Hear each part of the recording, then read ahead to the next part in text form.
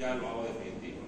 ¿Cuándo yo voy a abordar a los pacientes? Porque el problema es cuándo vuelvo a abordar al paciente. Lo ideal es que el paciente estabilice 24, 48 horas, 96 horas, pero porque ese es el ritmo muchas veces que el cuerpo para la coagulación, o mejora la coagulación, 72 horas, 48 horas, ¿no? Pero en unos casos el paciente desestabiliza y yo tengo que volver a entrar. Una vez que el paciente en terapia intensiva no quiere decir que ya se va a quedar ahí las 72 horas, o sea, es una regla, no. Va a depender de cómo están sus parámetros los pacientes. ¿Y cuáles son los parámetros que me importan? El pH, la temperatura, el hematocrito, el TP, ¿no? Cómo está hemodinámicamente el paciente, signos de shock, y cualquier cosa que de esta pareja que descompense, de pronto la hemoglobina empieza a bajar, de pronto la empieza a tener acidosis en el paciente porque está con un foco séptico intraabdominal. No encontré una lesión que tenía el paciente en el intestino, una lesión inadvertida. Y obviamente tengo que volver al paciente al quirófano, ¿no? Y por ejemplo tenemos un paciente en terapia, este es un paciente que yo operé hace muchos años, un chico de 15 años, ahí me visitó por el hospital.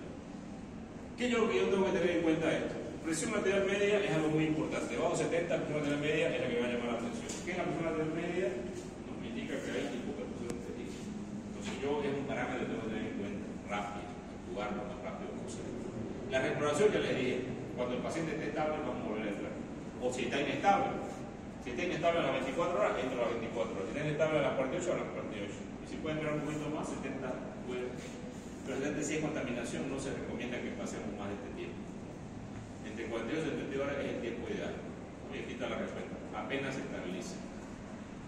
Luchar contra esto, el síndrome compartimental abdominal.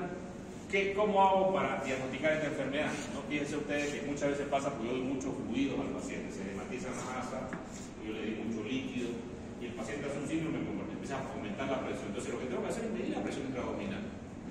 Porque la presión intraabdominal va a hacer que disminuya la perfusión tisular, o sea, los tejidos van a hiperperfudir, los intestinos también.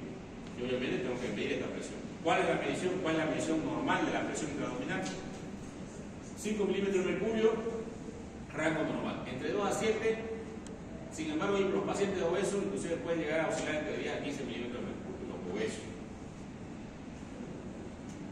Encima de 20, ya hablamos de síndrome compartimental. Entonces, el grado 1 de hipertensión intraabdominal viene a ser de 12 a 15.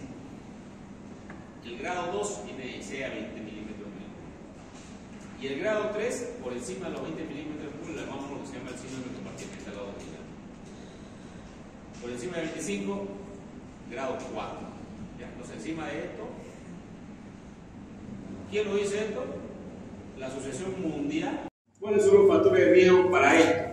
Va a haber aumento de volumen intraabdominal en qué situaciones: shock séptico, respuesta inflamatoria, choque hemorrágico, colopatía, quemaduras extensas, pancreatitis, traumas. Pero doctor, verás, ¿qué tiene que ver las quemaduras con el abdomen?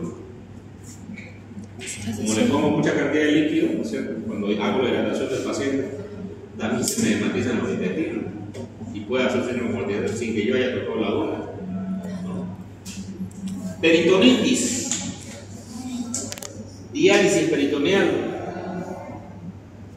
Y obviamente siempre la conducta va a ser, ya vamos a hablar ahorita del tratamiento que vamos a hacer, por ejemplo la pancreatitis, me puede secretar que puede ser un síndrome compartimental, me puede hacer. De hecho, las dos causas para operar a un paciente de pancreatitis son la necrohemorrágica y el síndrome compartimental abdominal. Después no se opera nunca la hepatitis abdominal. Un paciente con hilo severo que está obstruido completamente. Yo me acuerdo de un chico, por ejemplo, con una hemorragia, hizo coágulos arriba y abajo, una ascitis, pacientes que tienen ascitis a tensión, pacientes que tienen una ventilación mecánica con un PIC por encima de 10 centímetros de agua, pacientes con neumonía basal que no mueven, pacientes con gastroparesia. El otro día, por ejemplo, aquí no está, pero un caso de un paciente que tenía esclerosis múltiple, no esclerosis lateral, esclerosis múltiple, que es una enfermedad también degenerativa, un chico de 20 años que llega con el estómago así. El estómago, no el abdomen, el estómago. Porque él tiene una parálisis del estómago. Ese estómago así lo tenía, el abdomen así. O síndrome, lo vieron como cirujano, ¿no? Hipotenso y más. Dice, no hay que entrar. Y había la topografía, pues, se ve grandísimo, se ve el aire ahí, no está perforado. Bueno, yo a los 3 días entré. Ya cuando yo entré, el abdomen lo veo al paciente El abdomen estaba plano. Y digo al doctor Silvano, doctor, yo estaba así, me dice. Bueno, ya que estamos acá, estamos en la piscina, tirémonos. Abrimos. Abdomen en blanco, no había nada. Claro, está con una sonda, ya la sonda mejoró y todo. Pero obviamente estamos también a descartar que no hay presión séptico, ¿no? Entonces, es importante evaluar al paciente. Entonces, también nos pueden hacer estos problemas, tenerlos en cuenta. La paciente con trasplante hepático, la patología de control de daño, presión crona. Entonces, a ver, ¿qué puedo hacer yo? Aquí habla más o menos de las cosas que el paciente puede tener y que algunos factores como la obesidad pueden aumentar el síndrome compartimento. Pero ya los huesos le dije ya tienen cierta presión intraabdominal, ¿cierto? 10 a 15. O sea, con poca cantidad de líquido ya 20 milímetros, síndrome compartimento. Otras patologías como apendicitis no pueden hacer esto, ¿no? El aumento también dentro de los intestinos. Por ejemplo, nosotros tenemos megacolon chagásico, un vólvulo, un fecaloma. Yo me acuerdo de un caso de un paciente que le dio un cubano, le dieron manitol y el paciente estaba obstruido en un vólvulo, o sea, contraindicado a dar una función mecánica manitol. Se intentó el paciente tal grado que el abdomen era una tabla, ¿no? O sea, y cuando yo abrí ese abdomen en la emergencia, el paciente ya no aguantaba más, estaba tan tenso el abdomen. Y eso bueno que vi eso, ¿no? Porque este abdomen no estaba a 20 milímetros de mercurio, estaba a 120 milímetros de mercurio. ¿Cuánto es la presión arterial? 120-80. Cuando yo palpaba acá, porque yo digo estaba a 120, yo no medí la presión abdominal, pero yo tomaba el pulso femoral, no tenía. Y sí tenía pulso arriba, inclusive la gente hablaba. Pero me decía, ya no aguanto más, doctor. Yo le dije, cuando yo abra, probablemente no vas a poder a quedar inconsciente, porque lo que va a pasar después es se va a choquear, porque va a haber una repercusión de todo el área donde no hay circulación. Y todas esas toxinas de esa área que está isquémico. Y obviamente el paciente iba a morir, yo sabía que iba a morir. Pero él dijo, ábrame, doctor, no lo aguanto más. Y lo abrí en la emergencia, lo incubamos. Todos los intestinos estaban necrosados. Todos. Es una bolsa negra. Obviamente el paciente murió en el poco quirúrgico por la toxemia no generalizada, shock séptico. Pero obviamente murió por una mala indicación, porque nunca los cubanos estos de apacalismo le indicaron manitol, ¿no? O sea, está contraindicado indicar manitol cuando hay una obstrucción mecánica con un vólvulo. El vólvulo, la única forma de es operándolo, es poner una sonda, pero nunca jamás darle un laxante, jamás se pone el manitol.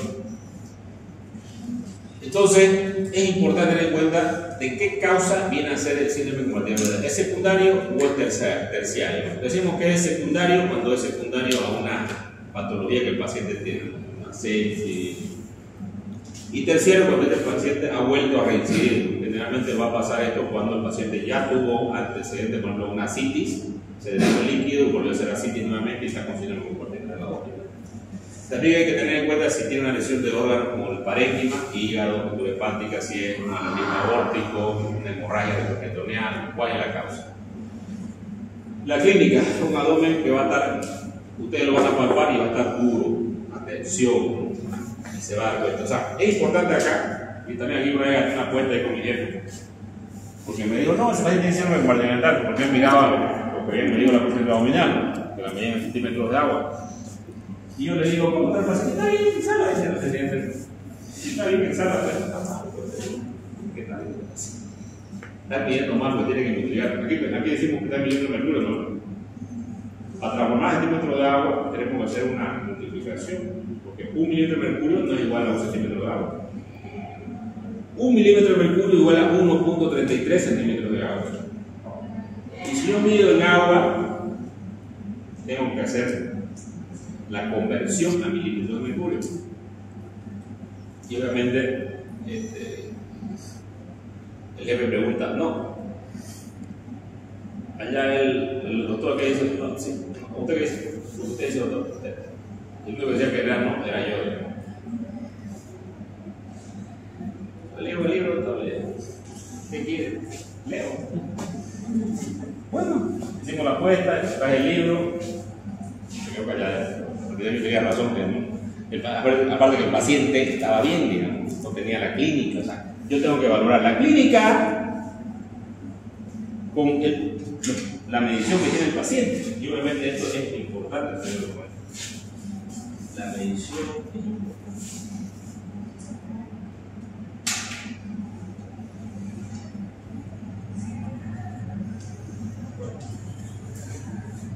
¿Qué es lo que tengo que hacer? Una vez diagnosticado, tengo que tratar de colocar sonda nasogástrica para descomprimir el estómago, sonda rectal para descomprimir el recto, o endoscópicamente puedo descomprimir los órganos intraabdominales, también me va a ayudar. Si tiene líquido, puedo hacer punciones percutáneas, drenar la citis, paracentesis, la medición de la presión. ¿Cómo se mide la presión intraabdominal? Se coloca una sonda dentro de la vejiga y se coloca 100 centímetros de agua, y luego la vejiga cae con punto cero y hacia arriba yo cuento los centímetros de mercurio, ¿no es cierto? Puedo usar una llave de 3 vías, ¿no? Y mido, tengo que monitorear constantemente. Si mido la presión de un paciente intermitente, también tendría que medir la presión intraabdominal. ¿Cuándo tengo que hacerlo esto? En todo paciente que se quede con abdomen abierto, que tenga una pancreatitis, debería medir. Debo estar entendido, debo medir la presión intraabdominal. Porque si está por encima de 20, debo hablar al cirujano para que opere rápidamente al paciente. ¿Ya? Existen otro tipo de mediciones, poner chip, medir la vena cava, pero todavía no se han aprobado adecuadamente. La que hacemos constantemente y que es fácil y sencilla es la sonda Foley. Le colocamos 100 centímetros de agua y colocamos hacia arriba, que medimos la presión. Es así, ¿no? La sonda Foley, la llave de 3 vías, y vemos la columna de agua hacia arriba, ¿no? Le conectamos un conector aquí, un equipo de suero, ¿no? Para ver la presión. Obviamente por acá va a subir, ¿no? Y obviamente lo transformamos. En agua 1.33 y milímetros de mercurio, 1 milímetro de mercurio es igual a 1.33. Y ustedes hacen la conversión, que es bastante sencilla. Son otros tipos de monitoreo que se hacen. Hasta con chip no lo hacemos aquí en nuestro medio. Se debe medir cada 6 horas la presión intraabdominal, es una cosa importante. ¿Ya? Eso es lo que recomiendan estos autores, medir constantemente la presión intraabdominal para saber cómo está yendo el paciente. Y obviamente ante una subida tenemos que poder esperar que lo formamos. ¿Qué dice la Asociación Mundial que el organismo publicó? ¿No? Esto fue en 2019. 5 columnas importantes. Evacuación de contenidos intraabdominales. Estómago, colon. Evacuación de lesiones intraabdominales que ocupan el espacio. Líquido acítico, líquido pleural, si que fuera la causa. Evaluación de la complicancia de la palabra, relajar al paciente. Muchas cosas grandes populares se lo puede ayudar al paciente, ¿no? Para que esto entienda más. Óptima administración de fluidos. Darle la cantidad de líquido que sea necesaria y perfusión óptima, no darle demasiado líquido, ¿no? Entre estas mejoras de la compliance también está la laparostomía contenida que se le puede hacer al paciente. Ahí está la evaluación de la contenida con la sonda nasogástrica. También puedo usar medicamentos como la metoclopramida, la intromicina, la neutimina para mejorar el trazo intestinal, ¿no? En algunos pacientes para que mejoren, ¿no? Ahí está la sonda nasogástrica, la sonda rectal, que me va a ayudar. Esto es activo, ¿no? Cuando está ya activo, ¡pam! Toda la sonda. Hay que hacerlo. Lesiones ocupantes de espacio. Cuando hablamos de líquido intraabdominal, hablamos de hacer los drenajes, si es un absceso, drenaje percutáneo. Tenemos también la paracentesis, que es tan antigua. Fíjense que Salomón fue el primero que la. Factores predisponentes, ¿no? Ya dijimos, empaquetamiento, sangrado, edema intestinal, aumento del volumen, contaminación. Cierre temporal. La laboratoria de contenido debería ser colocar una bolsa de Bogotá, que es una bolsa de suero, en la pared abdominal para que tengamos más pared abdominal y no haya tanta compresión. Esta laboratoria de contenido también puede extenderse a veces mucho. Nunca cerrar al paciente con fuerza también, porque podemos llevar a un abdomen hostil, fístulas. Esta es una laparostomía contenida. Ahora lo que se hace es el sistema de PAC, es lo actualizado, porque el sistema va a limitar el edema. De una esponja, ¿no? Que nosotros la podemos hacer, lo hacemos, si artesanal. Conseguimos una esponja, mandamos a probarla con el familiar, la tenemos esterilizada, colocamos un yobar, que es un plástico, y luego colocamos un sistema de succión. Este es un sistema de succión alemán que viene ya hecho, tiene su costo, también lo tenemos acá para la tele de recursos. Pero lo que no tiene, nosotros fabricamos uno con sonda de aspiración. Igual tienen el mismo efecto. Y con esto desmatiza y puedo traer a operar al paciente lo mismo. Bueno, aquí está lo que se habla del control de daño, el empaquetamiento intraabdominal, la seguridad de equipo, el paciente está abierto, un paciente con una lesión de tórax, otro paciente que yo creo ya todo lo mostré. Son pacientes operados, este vino con un Paqui, por ejemplo, de Montero, tenía lesión de intestino, lesión de páncreas, ¿no? Múltiples lesiones de pancreatomía, reparamos esto ya en la tercera cirugía. Sacamos la cola del páncreas, una cirugía grande, el paciente había estado estable. Bueno, ahí está la cola del páncreas, ahí está la posición donde quedó la cabeza del páncreas, un paciente en el poco quirúrgico, fíjense, buen estado. Este es un paciente que estaba operado en el hospital, una fracción de estómago. Y pues estaba caminando feliz, contento por ahí, ¿no? Y de pronto tenía leucocitosis. Me pareció entrar al quirófano porque no me gustaba la función, tenía para allá, ya pasó 3 días, entré y tomé mucho líquido intraabdominal, edema en grasa, 2 litros de secreción verdosa, y vete caminando. Estaba perforado el colédoco, el duodeno, tuvimos que hacer una hipotomía de alimentación, tuvimos algo el abdomen abierto, dejamos un drenaje que en la vía biliar, cerramos el duodeno, una autonomía retrógrada y hipotomía, varios tubos, ¿no? El hombre araña. Ahorita hago interno, doctor, ese paciente tiene más tubos que Zaguapare, por esos tubos se hace la buena, el paciente congeló, lo pusimos bien, sacamos los tubos, quedó con el drenaje que hicimos una coreografía, aquí ustedes pueden ver el colédoco, el hepático derecho, el hepático y el duodeno. Y aquí pueden ver el paciente ya yéndose, aquí la interna mayoría del paciente. Otro trauma hepático que se murió en quirófano, este es otro paciente que le traspasaron. El señor estaba trabajando en su mujer lo había dejado, 3 hijos, y el dueño en casa le dice, limpia la camioneta ya para el almuerzo. Otro pues se va a limpiar y se rebala y se cae encima de un cabo, un hacha. Un cabo se pasa, una lesión de abdomen, tórax, no lesionó la aorta por 1 centímetro, pero sí lesionó el estómago. Entró hasta este lado de la madera, perforó el estómago y el esófago por la cara posterior. Pero al final pudimos resolver los casos del paciente, ¿no? El paciente salió bien. Este es otro que llega choqueado, lo abalearon, unos cuchillos por este lado. Pero no era ningún angelito, pues no, ahí estamos en la iglesia. Fíjense, está taquindéico, el paciente ya tenía la parotología previa, ¿no? Ya tenía otra herida de arma de blanca por acá arriba, lleno de tatuajes, ¿no? Y llega a la curva de la llega con un código rojo, ¿no? Yo bajaba de quirófano, tengo que estar con el paciente lo más rápido posible. Ya venía con estudio, tenía la historia, tenía una tomografía, se podía ver líquido, ¿no? Tenía una hemoglobina baja, aquí se ve la tomografía, aquí está el hematoma, bastante grande. Tuvimos que hacer una laparotomía exploradora. Aquí está el hematoma. Tuvo tanta suerte este paciente que no lesionó el colon, o sea, solamente la sangre. ¿No? Se pudo resolver.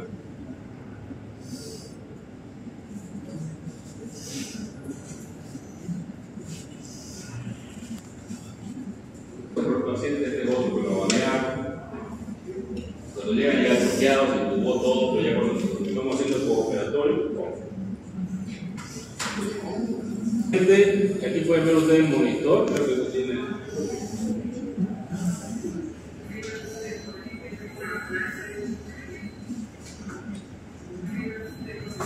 Ahí tiene ese monitor, ¿no? Siempre está estable, ¿no? Ya no está taquicárdico, no está problema, encontramos la hemorragia, ¿no? Un trauma de arteria ilíaca. Ya le he sacado bastante el paciente. Ya en el postoperatorio pasó otra vez a reanimación, ¿no? La bala quedó en la parte de la columna, ¿no? Lesionó la mesentérica inferior, la aplicamos. Ya está en el podo del paciente, ya con la hemorragia. Y en este paciente no tenemos que volver a reintervenirlo, a menos que el paciente, ahí vemos el guante que está con nitroso reumático. Esta es la cirugía, ¿no? Esta es la lesión que el paciente tenía. Ahí está el hematoma.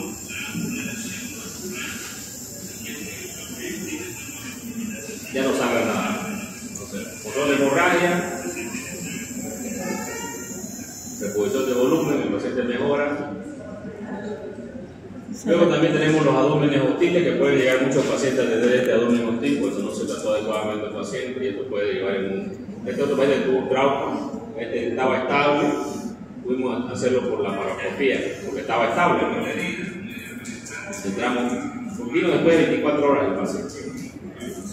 Entonces, entramos con un laparoscopio, por ahí, por ese lugar. Hoy estaban en ese auto. ¿No está despierto? Entramos por acá con el laparoscopio, fíjense. Por aquí metimos la cámara, su esposa lo había cuchillado. Aquí estamos entrando con el laparoscopio. No es que se nos haga la esposa. Entonces aquí entramos, vamos a revisar la cavidad abdominal por vía laparoscópica porque está estable, esto es lo que entiendan bien, ¿ya? Está estable. Si estuviera inestable, jamás sería laparoscópico. Aquí podemos ver, fíjense, se ve aquí la sangre roja oscura. Tiene que es un sangrado antiguo, no es un sangrado actual. Buscamos toda la cavidad, tenía sangre, pero sangre oscura, no era sangre pupilante, no era sangre brillante. Entonces con esta sangre, lo único que hicimos fue sacarla del cuerpo, los coágulos, todo, y no encontramos ningún foco de sangrado. El foco de sangrado era del lugar de la herida, ¿no? Entonces se controló eso. Entonces el paciente terminó de decir así, le damos una drenaje acá, los coágulos los sacamos por la parte inferior, una panestita, y quedó en los lugares donde hemos colocado los catéteres. Aquí estamos viendo dentro de la cámara. Este es otro paciente, un trauma hepático que ya había entrado 2 veces a operarlo. Se cayó de 3 metros el paciente, un trauma hepático severo, posterior, como que había el tórax, una tórax con freno, la laparotomía. A mí me mandaron a hacer cirugía, unos cirujanos que eran mis residentes, y me dicen, todo el paciente está así, ya me entró 2 veces y no podemos parar la hemorragia. Y yo le dije, ¿qué quieren ustedes? ¿Quieren un cómplice o que puede estar muerto? Le dije. ¿O quieren alguien que les ayude? Si quieren alguien que les ayude, podemos hablar en la segunda cirugía. Le dije. ¿Por qué en la tercera me están hablando? Porque empezamos que íbamos a cubrir de todo. Yo creo que no pensaron porque la primera le sangró y entraron a las 2 horas siguientes me sangraban el paciente. Entonces ahí tenían que haber hablado. Pero bueno, al final entramos con el paciente y pudimos encontrar el vaso que sangraba, que también era de la vena cava, era una de las suprahepáticas. La ligamos y se acabó el problema. Fíjense la lesión hepática bastante severa que tiene el paciente. Una lesión, un desgarro. Este es el lóbulo posterior. Este es el lóbulo derecho y esta es la parte de él. Esa es la parte anterior, esta es la parte posterior. Esa es la parte que yo no pude abordar, porque yo tenía abierto a 2 y yo abrí todas. No, si no, ven en el cabello, no. Y ahí está la lesión, una lesión severa. Y logramos parar la hemorragia que venía de un vaso de la suprahepática, que estaba ahí sangrado. La ligamos y se acabó el El paciente pasa a terapia intensiva. Ahí estamos haciendo un emplazamiento del vehículo portohepático que se llama maniobra de Pringle. Ahí también la lesión entra en mi mano. Obviamente ya ahorita no está sangrando el paciente, lo tenemos estabilizado. Lo mismo, control de hemorragia, reconstrucción de volumen. Si ustedes reponen volumen y no controlan hemorragia, nada. Si ustedes tratan la sepsis con antibióticos y no controlan el cuerpo séptico, nada. Aquí está, para que no se olvide. Yo gané una cuenta, gracias a Dios. La reintervención es para resolver completamente al paciente, ¿no? Aquí el paciente igual con un abdomen hostil, que quedó secuelado un trauma hepático, yo tuve que recurrir. Esto es el estómago que está perforado, ¿no? Esta es una niña que quedó con igual después de un abdomen catastrófico, con múltiple fístula. Estaban desociando que estaba muriendo, me hablaron de la unidad de niños, una médica. Y de los 20 médicos que habían ahí, el único que decía que podía vivir la paciente era yo y que la podía tratar acá, y los demás todos podían referirla al extranjero. Yo había manejado casos de adultos, nunca de niños, pero bien, los adultos manejados, los son mejores, la parte de los niños no quieren morir, los adultos son mejores que los adultos. Bueno, el paciente la sacamos. Conclusiones: soporte apropiado, alta mortalidad, mejorar la sobrevida del paciente. Conclusiones: tratar lo que va a matar al paciente lo más rápido posible, ¿no? Sigue control de daño. Aquí está el paciente ya en el post quirúrgico, con su hijo feliz, y esta es la cirugía, ya cuando entramos a la segunda cirugía, no hicimos la de control de daño, entramos a la segunda cirugía, y ya fíjense ustedes el hígado, cómo está el hígado ahora y cómo estaba antes, ahora la herida que tenía el hígado, ¿no? Aquí estamos 48 horas después del trauma. Miren, el hígado completamente cicatrizado, ya no se ve la lesión hepática.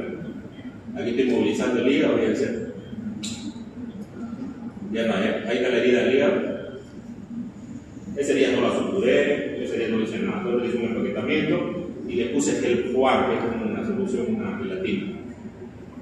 El paciente, el hígado tiene la propiedad de ser el único órgano de nuestro cuerpo que puede someterse, lo que puede regenerar, regenerar. Ahí vemos el paciente sin hemorragia, sin sangrado, con la evolución. Sacamos la compresa, vemos el diafragma que ya está suturado. Y fíjense, un paciente completamente diferente al paciente que tenemos.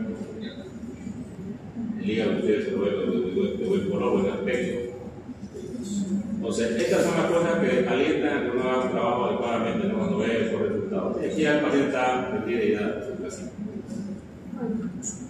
Bueno, esto para que lo lean después con calma de repente, porque los médicos son seres raros, conversan por ejemplo sobre la hemorragia, las amputaciones y paros cardíacos, discuten protocolos frente a la muerte, porque ignoran una rutina cualquiera, saben comunicar las malas noticias en un mínimo de tiempo y el máximo control emocional, y viven entre turnos, guardias, presiones, decisiones, urgentes, ambientes donde un error puede costar una vida.